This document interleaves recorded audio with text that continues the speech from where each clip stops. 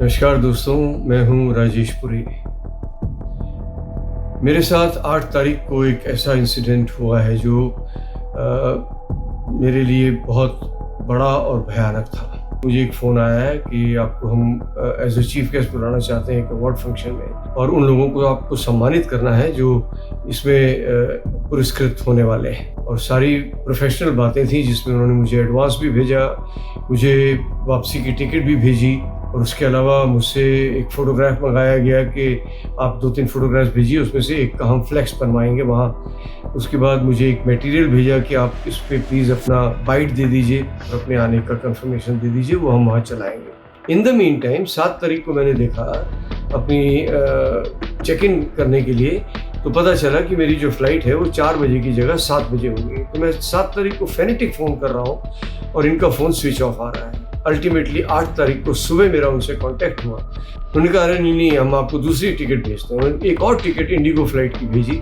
4:15 बजे की कि आप टाइम पे पहुँच जाए। लैंड किया, उन्होंने नंबर दिया था ड्राइवर का, वो भी एक अच्छी बात थी जो होता है जनरली। उसका फ़ोन आ गया लैंड करते ही कि आप कहाँ हैं, पहुँच गए। मैं कहा मैं लैंड कर गया हूँ। उसके बाद मैं उनकी गाड़ी में बैठा, गाड़ी अच्छी खासी थी, लंबी नई, और मैंने कहा कहाँ जाना है भाई, कहाँ है फंक्शन, मुझे बताया नहीं उन्होंने। कहते वो प्रगति मैदान के पास जा रहे हैं, तो वहीं चलेंगे। अब प्रगति मैदान क्रॉस करके जो यूपी हाईवे है जो मेरठ की तरफ जाता है, वो उसका जो जमुना ब्रिज है आर पार का, वहाँ पे वो रुकने लगे। ऐसे यहाँ क्यों, इधर क्यों आ गए आप? बोले नहीं, वो ऑर्गेनाइज़र जो है वो आपसे मिलना चाहते हैं। उनका फ़ोन भी आ गया कि मैं यहाँ वेट कर रहा हूँ। हम वहाँ पहुँच गए जहाँ पे कि सपोज टू बी ऑर्गेनाइज़र थे अपनी गाड़ी में। उसके बाद जब मैं गाड़ी की तरफ जाने लगा तो वो मेरे लिए पहला शॉक था, क्योंकि उस गाड़ी के नंबर प्लेट ही नहीं था। यहाँ मुझे थोड़ा सा झटका लगा कि ये ठीक नहीं है, बिना नंबर प्लेट की गाड़ी में मैं नहीं बैठूँगा। ठीक है, ड्राइवर ने मास्क पहना हुआ, कोविड मास्क। ऐसे मास्क क्यों पहना आपने? बोले नहीं, वो बीमारी इधर फैल गई।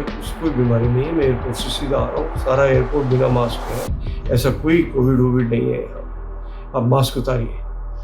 तो रिलक्टेंटली उन्होंने मास्क उतारा, और मैंने फिर उनसे पूछा कि गाड़ी का ये नंबर प्लेट क्यों नहीं है, ये तो इलीगल है। बोले नहीं, वो हमारी नई गाड़ी है तो नया नंबर बस आ ही रहा है, तो इसके लिए ये इस बीच में हमने नहीं लगाया वो दूसरा। अब बजाय वापस मोड़ने के वो हाईवे पे मेरठ की तरफ चल पड़े।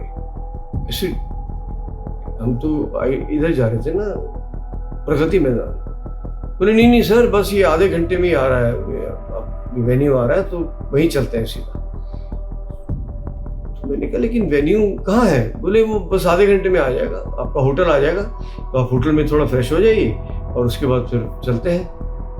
तो चलते चलते 20 मिनट हो गए और मुझे समझ में नहीं आ रहा कि ये आगे ही जाए जा रहे हैं। और मेरे को कौन सा होटल है, उन्होंने एक नाम बताया होटल का, तो मैंने गूगल किया वो, तो पता लगा वो और 40 मिनट दूर है। मैं कहा तुम 20 मिनट आ चुके हो, तुम कह रहे थे 10 मिनट बाद और आ जाएगा, ये तो 40 मिनट और दिखा रहा है।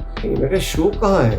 भाई ये शो यही है, ये हवाई करके आउटलेट है। मैं कहा फंक्शन हम लेट हो रहे हैं तो कितने बजे शुरू हो जाएगा, तो फिर होटल क्यों जाना, फंक्शन पे चलते हैं। बोले नहीं, वो फंक्शन तो सर 10 बजे शुरू होगा और वो तो चलेगा 2-3 बजे तक रात को। अब मैंने कहा ये कौन सा फंक्शन है जो रात को 2-3 बजे तक चलेगा, ये अवार्ड फंक्शन है, गवर्नमेंट का है, तो ये 2 बजे तक तो कोई अवार्ड फंक्शन बॉम्बे में नहीं होता।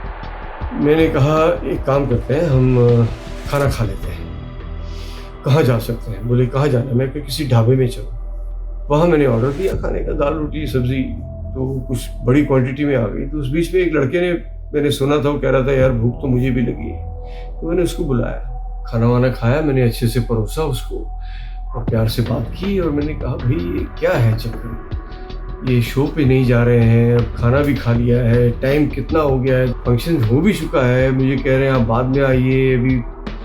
बोला सर आप वापस चलिए। तो क्यों?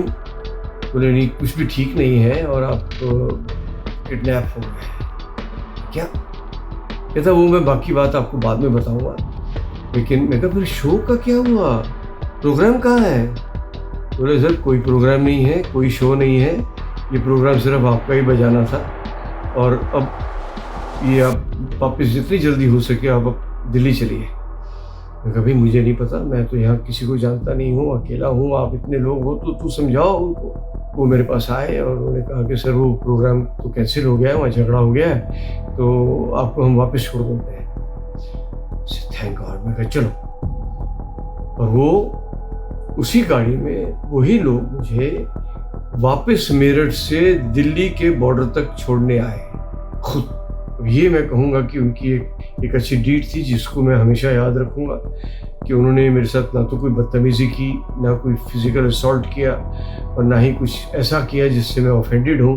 पूरी इज़्ज़त के साथ मुझे वो बॉर्डर पे छोड़ गए। और अगले दिन उस आदमी का फ़ोन आया जिसने कहा था कि आप वापस आइए, मैं इनको समझा दूँगा।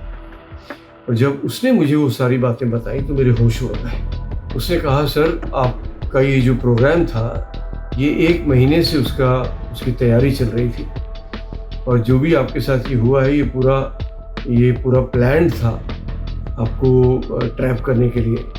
और जो आपको एडवांस भेजा था वो उनकी इन्वेस्टमेंट थी। आपसे करीबन 1-2 करोड़ रुपए की फिरौती लेनी थी और आपको किडनैप करके वो पैसा वसूल करना था। और दूसरी जो सबसे डेंजरस बात थी वो ये थी कि आप हमारी गाड़ी में थे, हम 4 लोग थे।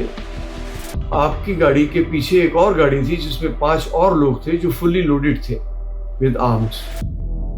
मैं आपको बता नहीं सकता कि मेरा क्या रिएक्शन रहा होगा या मेरे परिवार का क्या रिएक्शन रहा होगा। उस वक्त वो भी सुन रहे थे। मैंने कहा तुम मुझे क्यों लेने आए थे एयरपोर्ट? सेठ साहब मुझे कहा गया था कि जो आ रहे हैं, तब तक मैंने आपकी फ़ोटो भी नहीं देखी थी, कि जो आ रहे हैं उनको ले आओ, ये नंबर पे कांटेक्ट कर लेना और उनको ले आओ, क्योंकि मैंने उनको 35 लाख रुपए दिया था, वो मेरा वापस नहीं कर रहे हैं, तो मुझे वो वसूल करना है। तो उसकी भलाई के लिए आए थे कि हाँ भाई उसने 35 दिया और वो आदमी दे नहीं रहा है, तो उसको लेके जाना ही पड़ेगा। वो जैसे ही आप एयरपोर्ट पे हमने आपको देखा, हमने कहा अरे हम तो बचपन से आपको देख रहे हैं सर आप स्टार हैं। तो हमको तो लगा कि ये गलत है, ये आप क्यों लेंगे उससे पैसा। फिर जब हम वहाँ गाड़ी में बैठने लगे तो जो ड्राइवर था वो ड्राइवर नहीं था सर, वो ही ओनर था ड्राइवर।